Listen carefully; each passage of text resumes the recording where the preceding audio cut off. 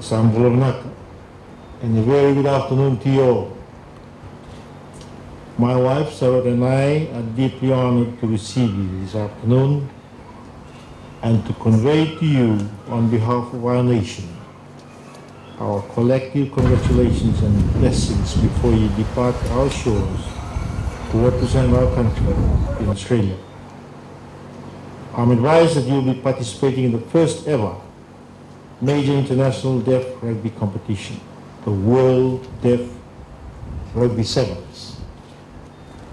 You will therefore be part of the history of the sevens deaf rugby in the world. Congratulations on this milestone achievement.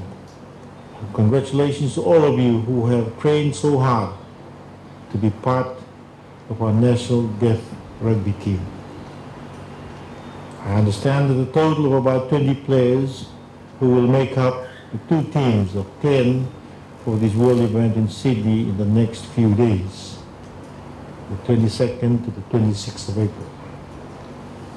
You will be playing against teams for the host country, Australia, as well as teams from Argentina, England, Ghana, Hong Kong, Italy, Japan, Kenya, Mongolia, New Zealand, South Africa, and Wales.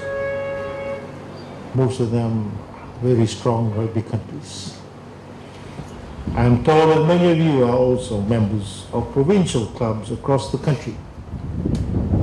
So you have been playing with other able-bodied players for some time now. Now this should augur well for you as you represent the nation in these international events over the next couple of days. Now importantly, I'm advised that some of you engage in dairy, yangwana, vegetable and root crop farming. I also hear that you contributed part of the funds for your travel to Australia through selling your produce. Well done. Now I know. Now this is most encouraging and very interesting because you are able to fundraise through this means. You are an excellent example, and I hope that the athletes in other sports will take the cue from you.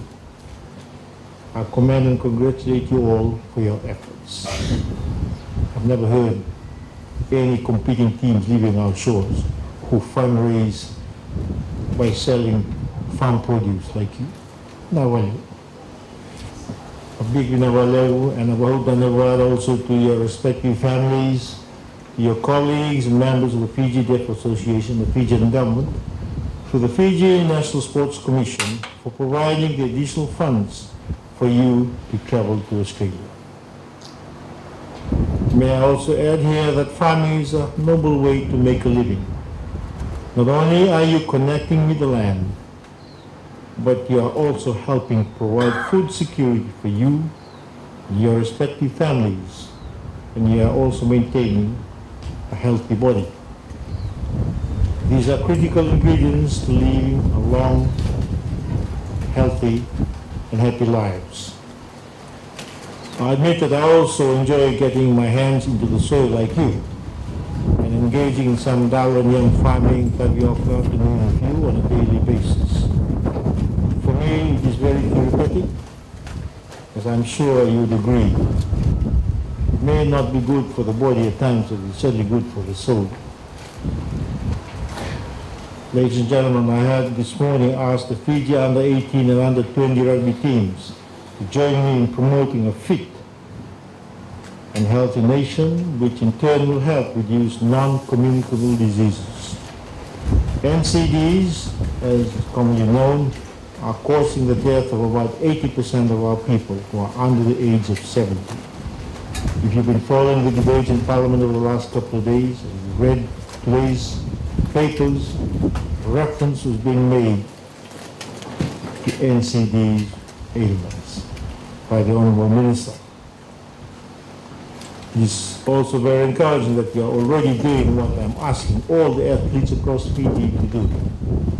Keep fit and lead healthy lives. To the members of the team and the officials, you continue to set a benchmark by adhering to the motto of the Fiji Deaf Association, deaf can do. It certainly can do. Thank you. The Fijian government, under the leadership of the Honorable Prime Minister, Borron, fully supports the participation of disabled persons in our national life.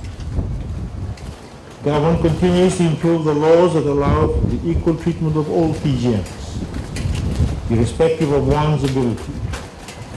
It also continues to refine its policies and programs of assistance to empower disabled persons throughout the country. You've heard the phrase being coined by the Honorable Prime Minister many times. No one is to be left behind.